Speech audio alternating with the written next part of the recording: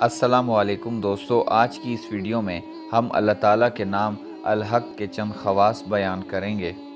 नए आने वाले दोस्तों से गुजारिश है कि हमारे चैनल को सब्सक्राइब ज़रूर कर लें और साथ में लगे बेल आइकन को प्रेस कर दें।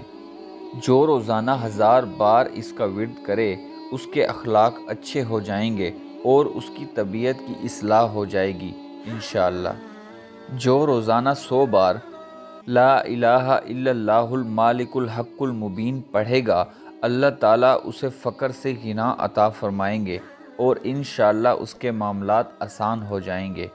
जो कोई इस इस्म को बकसरत पढ़ेगा मखलूक में अजीज़ हो जाएगा। अगर कोई चीज़ गुम हो जाए तो एक पाक चौकोर कागज़ लेकर हर कोने पर इस इस्म को लिखे और आधी रात को हथेली पर कागज़ रख कर आसमान के नीचे खड़ा हो जाए और ये इस्म 199 बार पढ़े, इंशाअल्लाह गुमशुदा चीज़ मिल जाएगी।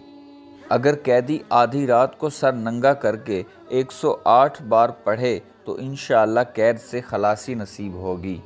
मज़ीद इस्लामिक मालूमाती वीडियोस के लिए हमारे चैनल को सब्सक्राइब करना ना भूलें और साथ में लगे बेल आइकन को प्रेस कर दें। जज़ाकल्लाह।